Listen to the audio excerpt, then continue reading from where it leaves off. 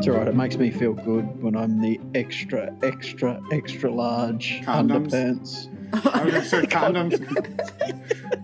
Those two. I wear a 7XL condom. Sometimes on my penis. Welcome to Normalizing Non-Monogamy, the podcast where we interview incredible people from across the entire spectrum of non-monogamy to hear their funny, sexy, and fascinating stories as they take us on their journey. Sit back, relax, and just accept the fact that your time with us will be spent in an awkward turmoil of laughter and arousal. We should also let you know that this podcast will hopefully include some explicit language. If that kind of thing offends you, we suggest that you keep listening until it no longer does. If you're under 18, you either need to stop listening or go get your parents and listen as a family. The choice is yours. Enjoy! Welcome to episode 7 of the Normalizing Non-Monogamy podcast. My name is Emma. And mine is Finn. And today, we have some celebrities in the world of podcasting with us. Yes. C&D from Swinging Downunder join us from all the way from Singapore. It was like basically dawn here when we talked. It was like 5 a.m. when we did this interview. And so we're a little extra sluggish. I know I can be a bit monotonous, but we did our best. We warmed up at about minute 52.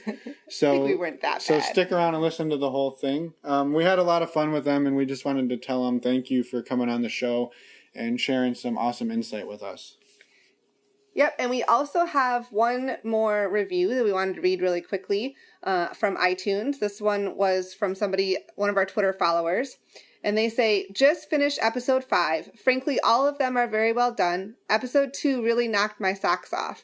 I've been listening to lifestyle podcasts for 3+ years and have not heard some of the advice Taylor and Ryan shared. Emma and Finn are really good interviewers and that have their stock questions but go elsewhere when the conversation warrants it. Plus, their humor shines and, I believe, helps their guests get more comfortable and go deeper. Even the theme song they chose is delightfully whimsical. That's one way to put it. we literally picked like the worst song we could, so it's growing on me. Anyway, real quick before we jump into the show, we don't have a whole lot to say, but we just wanted to remind people show notes that cover all of the resources that we talk about in this episode and all episodes are on our website, normalizingnonmonogamy.com. You can reach out to us there on Twitter, on Cassidy. We're pretty much everywhere, and we're happy to hear from anyone and everyone. So don't be afraid to say hi, and we'll jump right into the interview. Sounds good. We are here with some swinger celebrities, in our books at least, coming all the way around the world. With us are Swinging Downunder, C&D, right? And yeah. Well, you got it in one. G'day, guys. I know. And the celebrity status was a nice addition. Yeah. Not entirely true, but thank you. Yeah, we're buttering you guys up. So. And they're flirting with us. It's awesome. I'm actually just concerned about what the next question's going to be. Mm-hmm. There's no reason to be stressed. That's our job. Yeah, that's our job. So I guess for anybody who is not familiar with you guys, do you mind introducing yourselves and just maybe mentioning real quick why you're celebrities and how you guys approach the non-monogamy in just a general sense of it, and we'll dive into it a little deeper as we go on. Yeah, sure. So we are C&D. We are from the podcast Swinging Downunder. We are a lifestyle podcast, and we talk about everything ethically non-monogamous on our podcast, as well as some humiliating, if you've listened to us, episodes that we have in the last. Not for me, just humiliating for her. It's mostly me. I'm not going to lie. I do some stupid shit. And vaginas. Hard work. True. I'm 33, Dee is 42. We are from Australia, hence the name Swinging Downunder, but we now live in Asia. So we travel all around Asia, around the world, and we do practice ethical non-monogamy really whenever we get the chance to.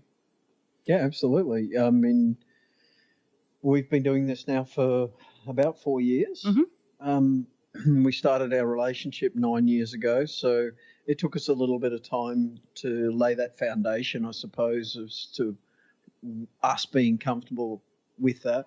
And also, it took a little bit of time for C to stop losing her shit at me. Oh, actually, no, that's not true. She still loses her I was shit going at to say, me. has she ever stopped? No, that was I got a stockpile like a monkey. Yeah, she's just throwing random turds in my direction. So when you guys got into this to start with, how did that conversation come up, and who approached it? Who approached who about it? Whom? I don't know. This isn't an English podcast, so who approached who? Oh, yeah, you guys are American. You've got Australians on it. Yeah. Well, that was actually, I mean, we've mentioned this a few times, but I find it interesting to talk about because of the fact that I think a lot of people assume that there's this drive to be with somebody else or a drive to explore other people. Whereas actually when we had the conversation, it was about our sexual experiences and being together in a relationship. We are interested in pushing each other to do the best we possibly can in life, the universe, and everything, career, friendships, whatever that may be, sporting stuff. And D came home one day and he said, let's talk about our progression. Let's talk about a relationship and what do you want to achieve sexually? And what do you want to achieve? This is not a gold medal scenario. I mean, right now, are we like bronze? Where are we at? Are you telling me I'm not going to get a gold? Oh, no, you're platinum, bud. Flip this table. Bam. That nice recovery. Yeah. Didn't even need a back pedal. But that was it. We had a conversation about sexual exploration and what we wanted to explore, and I couldn't answer him. I mean, how was... Sexual fantasies. Yeah. You didn't have any. Didn't have any. And we started Googling. I literally Googled sexual fantasies. I can relate to that. You should see right? our Google history. It's amazing. Yeah, my Google history is like, what should be on my 5-year plan? DVP, anal fisting. Exactly. They're all on there. A lot of how-to. And so I started Googling. We started watching porn. We watched Playboy Swing. And then we decided to go to a swingers club, essentially. And here we are. Yeah, it took a few steps from there to here. But I'm super simplifying that. I'm just saying. Well, it's nice. It sounds like it came from a place of wanting to better the other person, not make them better, but have them get the best of themselves and find the best for that person, rather than, I think a lot of times you hear like, I want the threesome with another girl and that got us down this road. And not that that's a bad way to approach it, but it's nice to hear a different spin on that it was, I wanted you to experience the best you could and the most you could, and tell me what those things are, and that started the conversation of what the hell are those things that I want. Yeah. So. Yeah, and I think we just had a discussion about this recently where we aired the fact that C has had some pretty shitful life experience when it comes to sex and her sexuality. So I was shitful about it. Yeah, I feel like hashtag shitful is going to be on Twitter tonight. Yeah, shitful. Okay. So I really wanted, I knew there was more to see in terms of her inner lover, I suppose, the best way to put it, the best way I can put it, because I don't have the vocabulary. But there was more to her. So I wanted her to actually not go through life and miss out on some of the things that could be good for her as well, and fun for her and fun for us, of course, as a side effect of that. But I think we've gotten a long way down that track. I think there's been a lot of changes in her, and it's really fulfilling almost for me to see the change that has come in her sexuality and her self-confidence, and all that side of it is actually much more interesting to me than the sex. Yeah. Which is why it's super important what you guys are doing, because you empower people to have the peace of mind and the non-judgmental space to actually even consider what they want to, what do they want sexually. Right. So it's good for you guys. Yeah, Well, absolutely. it's that part of, I guess, society in general that you're not encouraged to talk about that very often. And I can relate to see, not having fantasies, just maybe just didn't that's not been a focus a lot of times in our society. And I think having those conversations within a relationship or just with friends even is really important. Having open people that you can talk to about that. And I think one of the bigger fights, if you could call them fights, that we have around this is something that Dee said was his goal was he knew that there was more to you that he was seeing, and he wanted to see that. And that the thing that we have happen all the time is I'm like, what do you want? Like, you have to want something. You know, if I wasn't here and you could do anything you want, what would it be? Let's go do that thing because I want you to experience it. And it's like, I don't know. I got to figure that out. And I'm like, we'll figure it out because I want to go do it. I want you to go do right. it. But it's so true, though. I mean, Emma, if you're thinking about your time with Finn, I mean, I'm sure there's probably been many times, Finn, when you've said to Emma, like, what's your next step in your career? Where do we want to move to next? Where do we want to travel to next? And also your coupledom as well. You know, there's some obvious steps to that. It's like, okay, we've been together for a while, and you know, I really love this person, so I'm going to propose to them, and that becomes engagement. There's a natural progression to life, but sexuality is something that society seems to believe that it should be the same. Exactly. When you first started, you know, losing your virginity at prom all the way through. Sorry, you said prom. I totally Americanized that. You did. We don't have prom in Australia. We don't such thing as prom. Yeah. No, we don't do that. We just fuck. Yeah. It's not a special event. You just do it. Yeah, exactly. It's just so. It's interesting though. There's a few things in life that our parents never teach us about, or Money. They do, but sometimes accidentally. Money's certainly one of them. Emotional intelligence is another. You know, you're gifted this from your parents. They never actually sit down with you and trying to explain through your emotional state or their emotional state. Generally, I'm absolutely generalizing. And the last one is sexuality. You know, like I think it's becoming more of a conversation now, but historically, and I'm going to show my age here, but if I look back to when I was going through puberty in the fucking 80s, it's... I was getting born. We need to cut that shit out. It's kind of interesting, you know. I was thrown a book, you know, like just read this, you'll be fine. This is what a vagina is. It doesn't talk about, though. That's an anatomy lesson, not a sexuality lesson. Very different thing. Yeah. Which the anatomy part of it is just recent. It's changing. Yeah. So I think the anatomy part of it is important, but the other sexuality part of it is equally important, and that can change over your lifetime too. You know, something that you were interested in when you were 20 or 25, it can be very different from when you were 40 or 45. So being that the goal was to explore each other's fantasies and wishes and desires, what have you discovered about that? What have you found as you've gone through this that you've discovered about yourselves and about each other that you weren't necessarily aware of when you got started?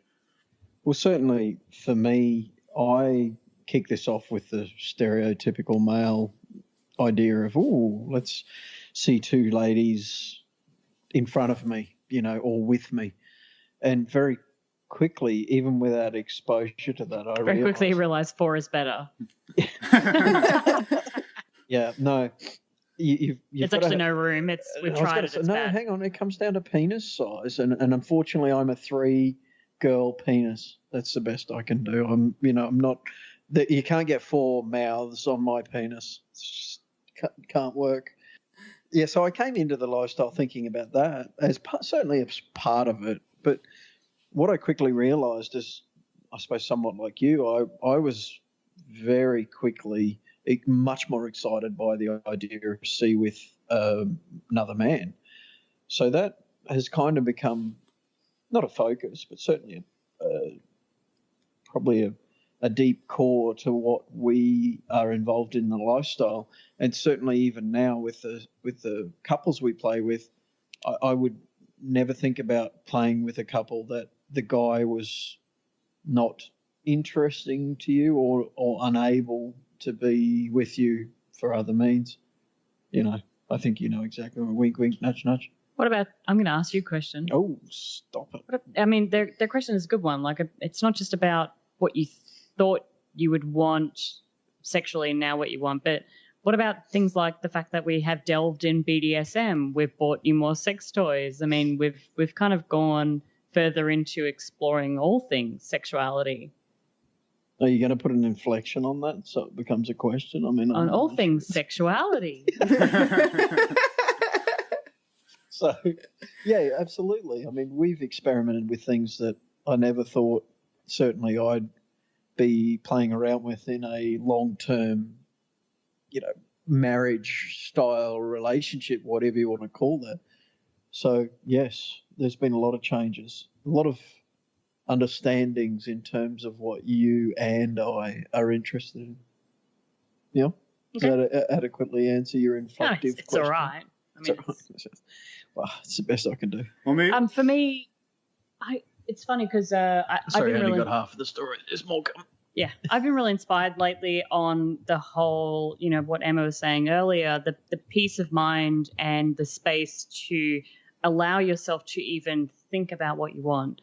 And I don't think that you just kind of grow knowing that. I think it's an exploration, but you need to take very particular steps to even explore that. I don't think you can just say, this is what I want, and I'm going to go out and seek it. I think you need to try something and find it either interesting or not. So for me, with the light BDSM stuff that we've done was interesting because I just found out that I'm actually a switch. I didn't know what that terminology meant when we first started, but essentially Nor did you figure that out until somebody actually said the word switch and then explained to you what that exactly. was. Yeah. And that's the beauty of talking to people, is that you find out that there was times when I like to dominate a little bit, or times when I like to be dominated. A little bit. And there's times when we're exploring different sex toys or different positions or different ideas or thoughts, and we stumble upon things and it's great. Or other times we give it a go and we say, not for me. Yeah. We may revisit that in a couple of years and say, actually, it is for me now. But I think that's one of the curious things about my exploration was I didn't realize the full depth of what was available out there and what you can explore. And even now I'm still learning, and there's new things that come along and I'm like, that's interesting. I'll give that a go. Yeah, I was going to say, that I can definitely relate to what you just said, for all of it. Like it's an exploration, and I think that's part of why having an open relationship of some sort, even just the conversation, is so empowering. And it has given me a lot of more confidence over time too, because you have the opportunity to explore and think about things that you might not have otherwise. it sounds like the progression for you guys wasn't so much that you started talking about all of the ways you could maybe spice things up in terms of the toys and the different things, and then you found non-monogamy. It sounds more like non-monogamy was almost one of the first steps, and then that has opened you guys up to BDSM and kink and different toys and different tools to bring in. Is that a fair assessment of the sort of the progression that you guys took? Yeah, I think that's a fair point, because I mean, we didn't have also some of the tools available to us. I mean, we went to our secret spot in Sydney, a swingers club, and they have a St. Andrew's cross there, and they have whips available. We didn't have that in our house. They have a sex swing. We didn't have that in our house. So I think that, yes, definitely the lifestyle has afforded us the ability to explore all these things and then make that decision. Do we like it? Do we not? And also, we've managed to be around some people who are, hardcore into some of these things. So you've almost get some professionals around you. Yeah, some mentors. Yeah, some people who enjoy certain aspects of their sexuality, and they're willing to expose you to that at the level that you're willing to be exposed. Mm-hmm. So the reason I brought that up is because I think one of the main reasons you like some light BDSM and probably a little light flogging is because TL, or the law from OSS, did such a good job in inducting you to that by, how he actually was involved with you in the flogging. Yeah, absolutely. Yeah. And I think also just through talking to people, like Dee just said, you meet different people who like different things. Additionally, you meet people who, Emma mentioned it earlier, the ability to talk to your girlfriend about sex. Yeah. I talk and share my sex toys with my girlfriends. I'm like, hey, have you tried this new thing? Here it is. Give it a go. So I think even that after in itself, a thorough washing, yes, washed, and so even that, having that freedom to talk about this within your own relationship, but possibly within other relationships, opens up this whole element and world that maybe you didn't know about. And so we've explored more because of the lifestyle, because of the people we talk to. It's really interesting to hear your take on that, because I think certainly for the guys, a lot of this stuff is things that we've been exposed to at some point along, in terms of our friends have spoken about it or something like that. I just don't feel that ladies have the same, I'm going to say, locker room talk as what guys do. I'm going to call you to task on that, though. Whoa. Since we joined the lifestyle also, I have been very active in buying D's sex toys. I buy them, we use them, I critique them. And I break them. He breaks them. Some of them we like, some of them we don't like. Some of them I really enjoy using on him. Others he uses on himself, and it's not so much of an enjoyment for me. So you just said that's locker talk. Tell me how many sex toys you bought before we were together. None. And I ask you the same question in reverse. How many... No, that's not the same question at all. It's a totally different question, but I'm going to ask it anyway. How many times do you think I've used the sex toys since then? Because one of the lovely things about ladies is they're quite self-cleaning, whereas sex toys are not. I think you use them when I use them on you. Yes, of course, and I really enjoy that. But I think they're just male sex toys are hard work. Yeah, that's a difference, though. Yeah. That is a difference. So since we're doing the lifestyle, not only am I exploring my own sexuality, but I'm kind of also forcing you to by purchasing the sex toys and using them on him. Forcing, yeah, good term. I get consent first. Forcing, yeah, constantly. Yeah. It was part of your wedding vows, right? Consensually exactly. Forcing. I allow C to force me into any sex toy exploration till death do us part. Exactly. Correct. Exactly. So when you guys, okay. I was like, when you guys first started, did you have rules laid out and that you wanted to follow, and have those evolved over time? Yeah, and maybe building on that, what does the progression look like for you guys in terms of, it sounds like you're more on the side of swinging, but has that evolved, and what did that actually look like as you guys got into it? So to talk about a little bit about our rules, I guess. When we first started, we did come at this, having been in a relationship for a while, I think you're more inclined to very much consider the effect this is going to have on your relationship. And as such, you kind of set these like hard and fast, must do this, must do that, must not do this, don't do that. And for us, it was the rules were really same room play. That was a big one for us. And there were rules around things about the events we went to. So we didn't kind of start with this blanket rule, but on the first event, for example, we started as this rule of we're going as wallflowers, we won't do anything. And what happened very quickly was I kissed a lady and then... And a man. And then what happened was Dee and I walked away with Dee saying, well, you broke that rule.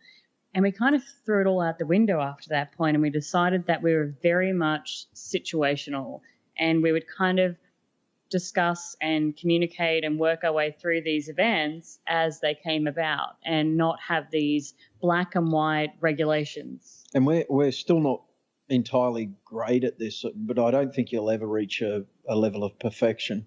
So we try to drag each other away sometimes to find out exactly what's going on in each other's minds, although certainly we have gotten better at understanding that just through non-verbal cues and things like that. But we're still a long way away from perfection. Mainly me, I have to be honest. Generally, it's me who sees the story going a different way, and C will have to wheel me back in. Yeah, so it's not exactly like... rules, but the progression we have experienced about the play style as well hasn't really been like we never came into this saying we're going to be a soft swap couple and then, hey, later we're going to be a full swap couple, or you can't kiss her and then maybe later, okay, it's okay to kiss a lady. We never came at it from that direction. We kind of thought, well, let's discuss everything. Nothing is on the table until it's on the table. And that was the consent even within each other in our relationship that we agreed to, I guess, and still do to this day. Yeah, I really kind of don't like this whole stepwise procedure that a lot of swingers have in their mind, where we start as same room with another couple, then we progress to soft swap, and then we progress to full swap, and then we progress to potentially poly or whatever. No, sorry, separate room play and then poly or things like that. I've never really wanted our relationship to be a stepwise process, so. Yeah, because sometimes we will, we're very much situational. Sometimes we will full swap. Sometimes we won't, we want the freedom to make that decision on each occasion as it kind of comes about. Yeah, and I think we were kind of taken surprised by the full swap side of things. We weren't really expecting that either.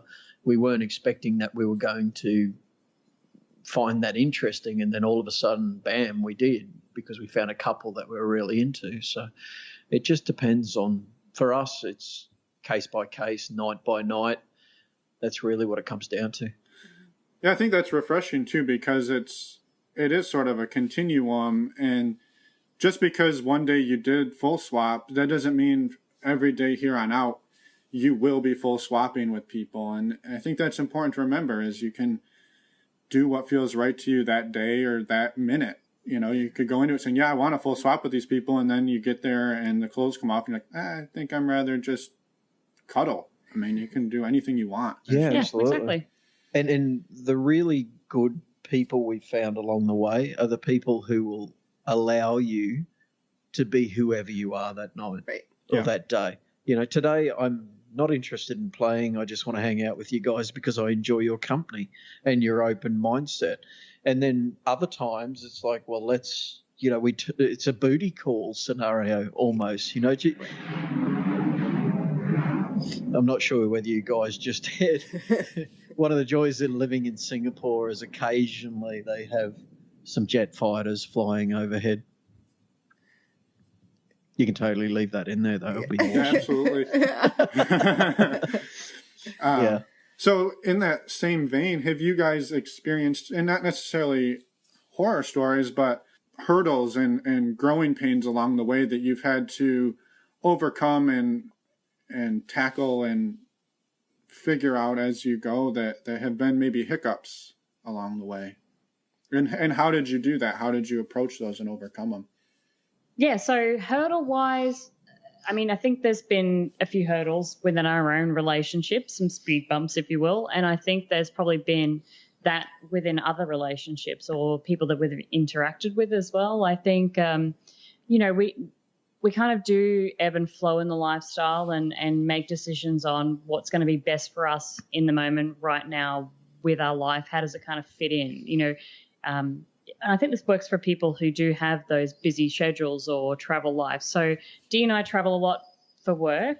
And so sometimes for us, one of the hurdles is how do we balance the fact that sometimes we only get to see each other on the weekend or maybe a Saturday every second week in really busy times. And therefore, do we want to spend that together or do we want to spend that out having fun with other people? And does that have its own expectations involved? So I think that's been a pretty big hurdle within us because sometimes... Certainly a recent hurdle. Yes, yeah. Because sometimes I've come home and I've said, you know what, I don't want to go on a date this weekend. I don't want to see anybody else. I just kind of want to be within ourselves, within our own relationship, whereas maybe the other partner has been at home. So they're all about the party and they want to go out and they want to have a great time and the other person's been away and they want to come home and kind of relax. So that's been a bit of a hurdle for us recently. Yeah, but certainly we've had some of the standard hurdles along the way in terms of jealousy issues on both sides, in terms of concerns about how things are progressing. Are we going the right way for our relationship? Are we both still in sync in terms of what we want to experience? There's a whole lot of things along the way that we've experienced and realistically just discussed our way through, actually figured out, well, are we in the same spot? If we're not, then let's back it off for a while, or let's go further in for a while, depending on what we as a couple decide is the best case scenario for us at the time. And that changes again on a daily basis, depending on, like C said, the travel or the particular events or the good or bad experiences we've had in the lifestyle. Yeah. Yeah. And so it sounds like the solution to those issues has just been communicate some more about where you are, where you need to be, and realigning as you go, and just constant course correction. Is that? Yeah, exactly. You reassess all things in life. Like, I'm sure you guys have thought about, am I in the right job? Am I going down the right career path? I mean, what's to say you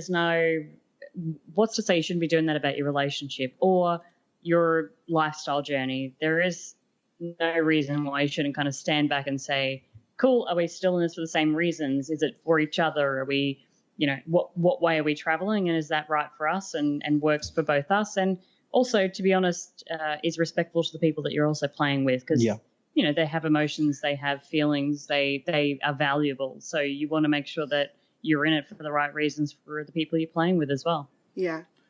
Yeah, you guys seem a little too respectful for my liking. But I can see your point nonetheless. I wanted to take a really quick step back. I know, Dee, you mentioned jealousy, and I think that's something that a lot of people either are worried about, that they may be worried about getting into it, or have experienced. Do you have any tips or thoughts on how people could navigate dealing with jealousy? I think certainly for me, I've not been a terribly jealous person most of my life, which means that when it does happen, I don't know how to deal with it. Yeah. Right? It's not something that everything in life with more practice you get better at. Right. So given I've not had a lot of jealousy exposure, when I get that, for me, I've always found that I need to almost shut down for a little while and just understand what I'm thinking and what my emotions are, because I've not navigated these waters terribly often. But that said, there's certainly a few things. The first one for me is embrace your jealousy. You're jealous for a reason. You don't have to be upset about the fact that you're jealous, and your partner should respect the fact that you're jealous. If they care about you, there should be at least an understanding of, well, let's try and work through this and let me help explain my side. The sides may not be in agreement, but that doesn't matter. It's about understanding the to's and fro's of what either person saw whilst that jealous prompting incident occurred. But I think there's a psychologist that I've listened to on a podcast, and she talks about, when you flip your lid and you just lose all rational conscious sense, you have to wait for that to subside. And for me, that takes a little while. It takes me probably 2 days to get to the point where I'm comfortable enough in what I'm feeling to then vocalize that to see. It just depends on the individual. I mean, certainly for you, C vocalizes it very quickly. She's dealt with jealousy. Well, I mean, you've dealt. I don't like this.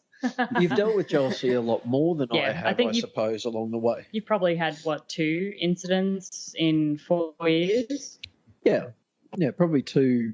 And both of those have been reasonably sized, though, where it took me some time to understand exactly what the issue was even. But certainly a few pieces of advice. One, embrace your jealousy. You should be able to do that. The second one is try to vocalize it the best and calmest way possible to your partner, and ask them from the onset to just listen, and then offer their opinions, advice, remarks after the fact. I don't know whether you guys have realised this, but you never learn anything from your partner, ever. No. Because they're too close. They're too close. As soon as they offer an opinion, it's an insult. There's nothing in between I love you and maybe you should pick up your socks, which is an insult. So that's my advice, I suppose. Yeah, no, I think that's fantastic advice. And being able to step back and cool down. And I don't imagine you're storming around your house in a fury for those 2 days. It's probably just internalizing it and trying to mulling it over. Yeah, understand your own feelings. And also having the courage to just say, look, I can't, not just yet. I can't talk about this yet. Give me some time. I'll let you know. Not saying when somebody says, are you okay? And you say, yes, I'm fine. Well, that's not what I've ever said. My response has always been, no, I'm not, but I don't know why yet. Give me some time and I'll let you know. Yeah. I think that's a good way to approach it. And that's hard, I imagine, from C's point of view to hear that, but at the same time, you're like, well, he's processing it. It's okay, but you don't, at least from my perspective, my experience, you don't want to be that person causing someone to feel that way either. It's actually been, because it's only happened twice, for me it's been super easy because I'm like, yep, cool, this happens so irregularly that it kind of takes me by surprise and I go, sure, take all the time you want. Just don't kill me. Because I don't know what's going on. It's so different. Whereas when we joined the lifestyle, I was a very jealous individual because I had self-esteem issues. I know that now and I can very easily understand it now. But it took me probably a year into the lifestyle before, as Dee mentioned, to not beat myself up if I did feel jealous, to embrace it, to recognize it, to voice it. And to stop whatever that situation was that we were in that was causing it. Yeah, don't allow it to keep going. So I think that's kind of how we've dealt with it, is we talk about it instantly. We're non-judgmental. We haven't had any issues for years, but I'm sure that something will pop up in the future. Yeah. Something you touched on, C, I imagine a lot of women are, and actually men I know struggle with is self-esteem issues. And I think the easy one for men to say is, oh, well, I'm not big enough, or I'm whatever in terms of size. I don't have big enough boobs. Big enough boobs, big enough whatever. I'm not skinny enough. Have you found that the being in a non-monogamous lifestyle has helped resolve some of those things, or has helped push those down and get rid of those, or has it amplified them? I think that it helps you process them. Like anything, you're always kind of pushing those boundaries, right? You're pushing the fact that you allow yourself the space to think about these things. And so, there's an element of the fact that you'll come into this and there's all shapes, sizes, age, demographics, whatever, and people will pay you compliments. Some people, they take their energy from that and they turn their self-esteem around from that energy. Other people will come to the realization that I need to think about what I'm thinking of myself. A lot of these thoughts, they're so negative. We're like a bully to ourselves. We're hateful on ourselves. And so you just allow it to happen. Whereas I think if you're in a lifestyle, you think about so much that it forces you to think about that as well. So then you'll turn around and say, is this real, or am I just being a hateful bully to myself? And so that has helped me take a stand back and say, I'm being a hateful bully and it's incorrect, and I'm all these really great things that I can also see within myself that other people do. I have to say, though, in the lifestyle, for me, one thing I've really noticed is that ladies will actively pay compliments to each other, whereas outside of the lifestyle, I think it's almost the exact opposite, that the ladies tend to be a lot more attacking on each other, and even their pseudo compliments are actually double-edged knives. There's something to it that is an underhanded compliment. I really have enjoyed that, and I think you've gotten a lot better in embracing those compliments as well. Historically, you used to, when we first started, you were much more like, oh no, that's not me. When somebody said you've got a nice ass or something, you're like, oh no, I've put on a bit of weight, or there'd be something to disarm that compliment. But whereas now, I think you've gotten a lot better in terms of just saying, yeah, well, thank you. Oh, come on, Emma. I mean, let's be fair. If you have been to a lifestyle event, I'm sure you've been in the bathroom at some point in time, and there's almost an element of, no, you're prettier. You're more intelligent. No, you are. Oh, no, yes. Look at what you're wearing. Look at your corset. Oh, you're so much sexier. I wish I could be more like you. No, you're more amazing. Which is the exact opposite, I think, of what's portrayed on every Hollywood movie I've ever seen about teenage girls. Yeah. Yes. And I don't know about you, Dee, but we do the same thing. It's like, you've got a great penis. I love the way your cock and balls are just... Yeah, absolutely. I mean, occasionally somebody reaches down and just like, this ball's just so well weighted. Oh, you yeah. know? I'm hanging to the left. You're on the right. Yeah. We're perfect for that's each cool. other. Yeah, we do the same No, thing. there is it's funny you bring that up. It's one of the dissimilarities I've noticed is that it's quite unusual for a lady in the lifestyle to give a man a compliment that is not a sexual compliment. Yep. I find this really interesting, and I haven't really figured out exactly why this exists yet. But I'm on my path. I will figure it out at some point. I think that's interesting. I hadn't really thought about it, but I guess now that you say it, I would agree with that. Yeah. So this is us starting that trend, right? We need to find out how to motivate that. More compliments. Yeah, absolutely. So anyone listening to this, more compliments. compliment people, but not just on their cocks. We should, though. I mean, we should all actually pay more compliments to the people that we meet outside of the bedroom, outside of sexuality. I mean, you have an amazing smile. You're super intelligent. You make me laugh. You're really witty. Your relationship and the way you treat your partner. Yes. We call this utopia, where we all wish the world was. Yeah. Here we are. Sorry, I mean... But you're building each other up, and I think that's a world that we all would like to live in. I agree. I totally agree. Unfortunately, I do believe there will always be haters, and you know, to quote a Katy Perry song, you're really cutting us hate. down here. Haters gotta hate. I don't know what that is. Anyway, no, I don't mean to be negative here, sweetheart. It's just there's always people with different views out there in the world. You know, that's just the reality of it. We've got to embrace the spectrum, and that spectrum includes people who hate and despise and think that non-monogamy is a horrible thing. You know, there's people out there that think that, and it's their right if they feel like they want to think that. Mm-hmm. Sure. Whether it's right or wrong is opinions are like arseholes. Everyone's got one. Right. Yep. And that's okay. Everyone can have their own opinion, but I guess you don't need to be negative. Yeah.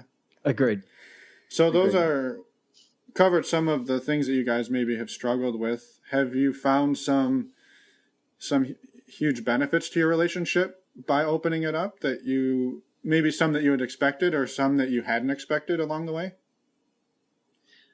Absolutely. I think there's been some huge benefits to us understanding each other, for starters, and allowing each other to understand the emotional, physical, sexual, all of the different realms associated with what goes into this lifestyle. You know, there's a lot of things. The physical side, you know, we all go through ebbs and flows in terms of weight addition, subtraction. You know, we all have our personal traits or things on our body that we have problems with. And the amazing thing is, you can walk into a room of supermodels and they've all got exactly the same thing, you know, guys or girls. So that has certainly been an eye-opener for us, and it has changed our relationship, the ability for us to look at each other in the mirror and say, well, you know, I'm in love with you no matter what shape you are. I know other people find you sexy as well, no matter what shape, what you're talking about. Realizing there's some intellectual stimulation that's part of our relationship as well, and our relationship with other people. There's been a mountain of things, to be brutally honest, and I'm not sure we could cover them even in the next hour. One thing I'll add is that we also have the ability to have the hard conversations. Dee just mentioned, like, you know, looking in the mirror and seeing the person that you love and all the rest of it. I'm going to flip that on its head, no matter what size.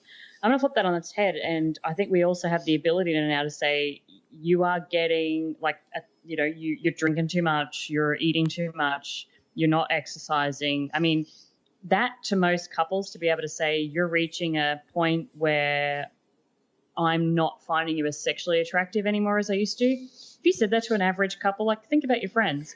They would die. Women would die. Their mind. Yeah. They would lose their mind. Whereas we can actively say now, and we don't say it in a hurtful manner. What we say is, hey, babe, let's eat healthy, or let's go and do that run together, or join the gym together, or whatever. It's more proactive. But I think the lifestyle gives you the ability to have the hard conversations about anything, career, finances. You don't do the washing enough. You're not adding enough value around the house. I mean, without it being this crazy big fight, it can just be a very even conversation. Yeah, but certainly there's some crazy big fights in there as well.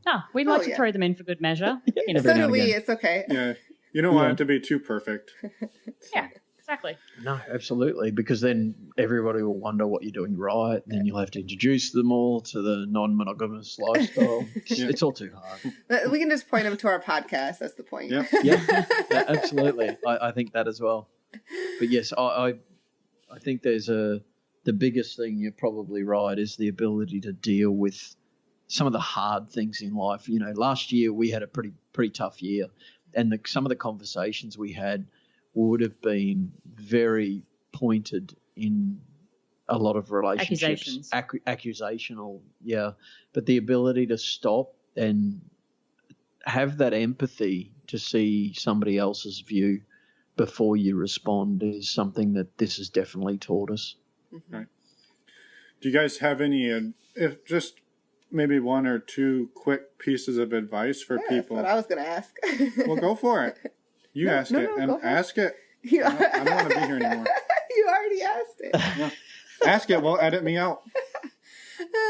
Do you guys have any pieces of, I guess, short tidbits of advice? This is why I asked it.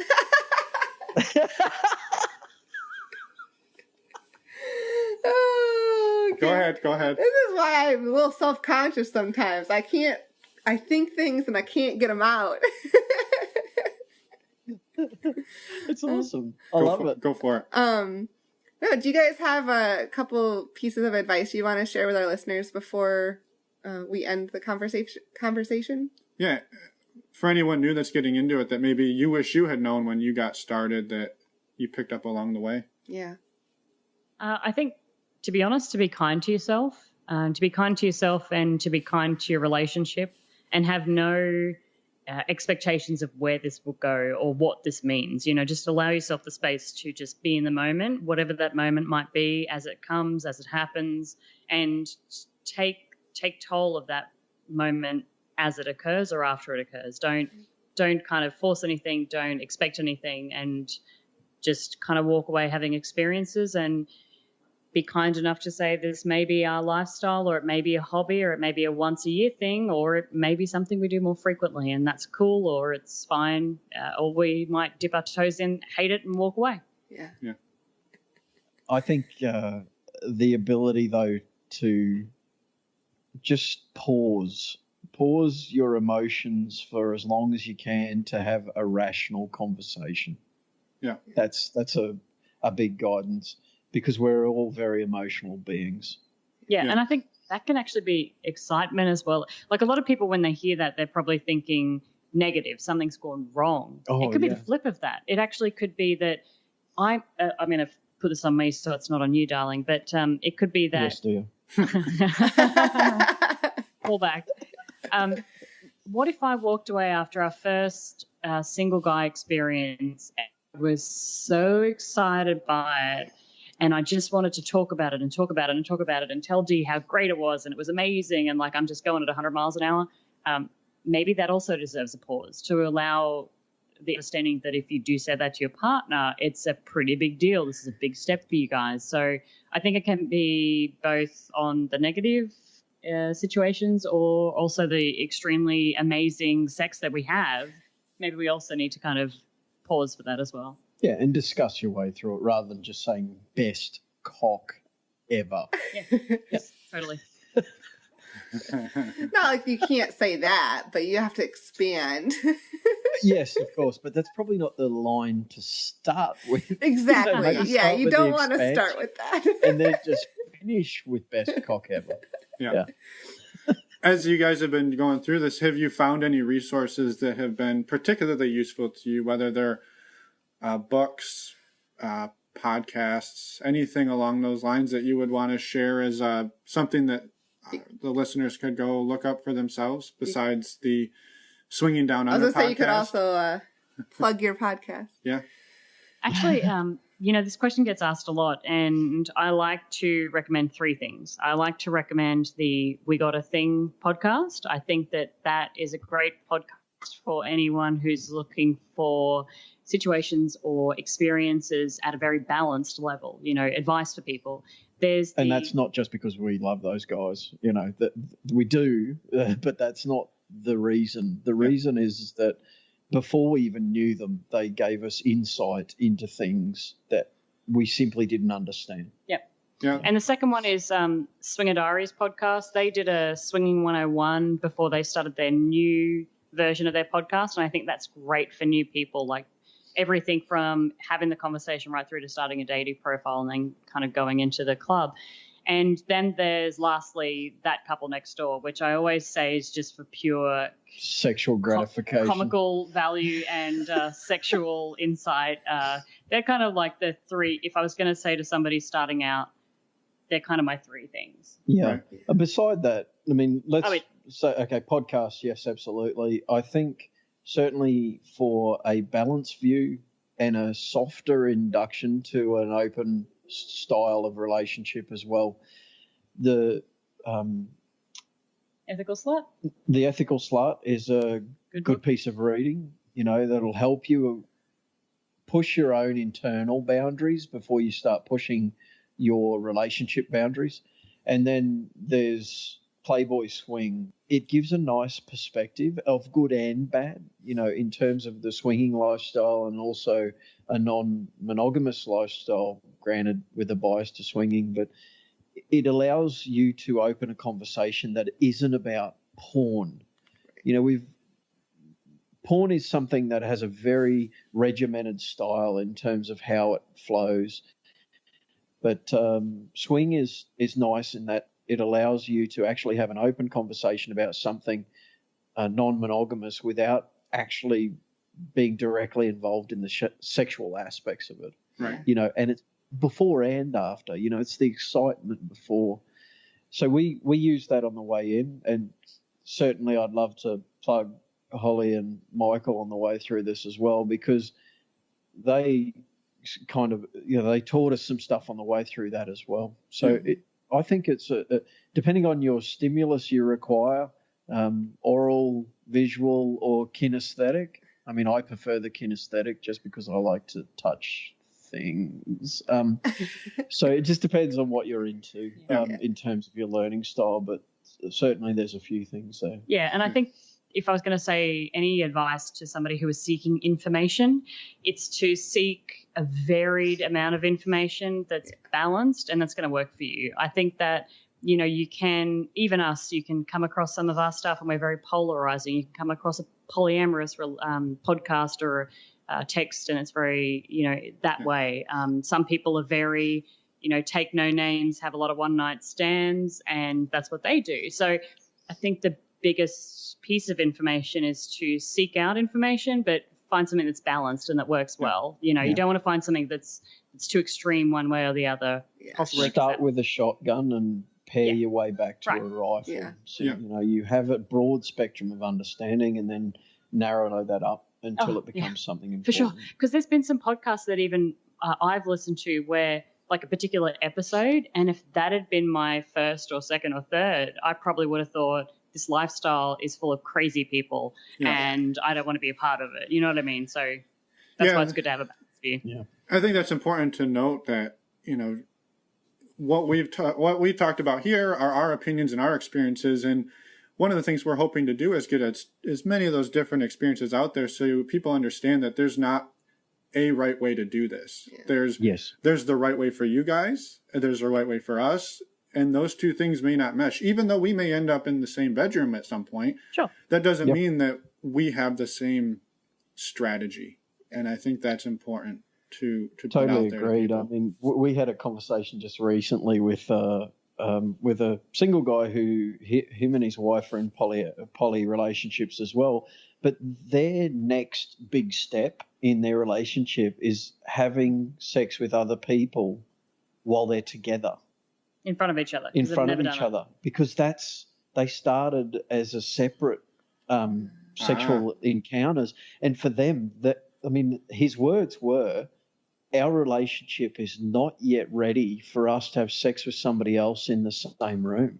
Wow. So that was blindingly opposite to what we've experienced. Our lifestyle journey's been. Yeah, so it was really interesting to see that perspective. No, that's very interesting.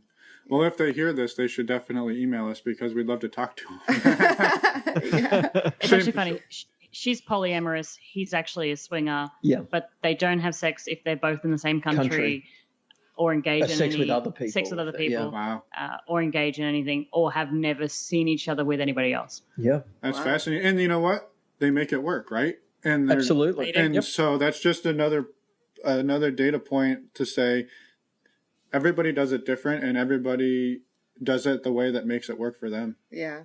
And so, we wanted to thank you guys again so much for taking the time to talk to us. And before we leave, we want, I guess, since you guys do have a podcast, if some people have questions, where can they find you? Sorry, I jumped the gun again. I tried to finish earlier, as always. Such a thing. No problems. So we are CND at Swinging Downunder. You can find us on the web, www.swingingdownunder.com, or on Twitter, Swing Down Under, because for some reason Twitter doesn't allow enough characters to actually put the full name in there. Yeah. And I would, just to build on that, to anybody who hasn't listened to you guys, I definitely encourage it, because if you listen to our episode with Jake and Elizabeth a couple of weeks back, they actually pointed out a few episodes that she talked about women's health and how she benefited directly from that. And so I'd urge you guys just to go have a listen to some other episodes. It's actually really good. It's a really fun listen. It's one of the ones that still listen to. So and that's not just us. Appreciate that. That's not just us lubing you up for later. Well, thank you very much. Yeah. Keep throwing the compliments my way. I can swallow them. Absolutely. I'll set up a continuing email that'll just go out every evening for you. Thanks guys for having us on. Yeah, thanks for your time. Thank you guys. It was wonderful meeting you both. Hi guys, we just wanted to thank C&D again for coming on our show. They've been very supportive of us throughout this whole podcasting journey, and we've had a lot of fun getting to know them. So thanks again. Yeah, it's been super awesome how willing they've been to work with us and help us out. And actually, they have us on their show coming up in a week or so. Check it out. Something to look forward to. In the meantime, next week coming up on our show, we've got a really awesome conversation with a young couple who blends swinging and poly and just some really interesting relationship dynamics. So it's a little bit longer of a conversation, about an hour and 20 minutes or so. So we'd love your guys' feedback. If that's okay, let us know, and we'll work that in the future. So again, any feedback, we'd love to hear it, and we'll see you guys in a week. Bye, guys.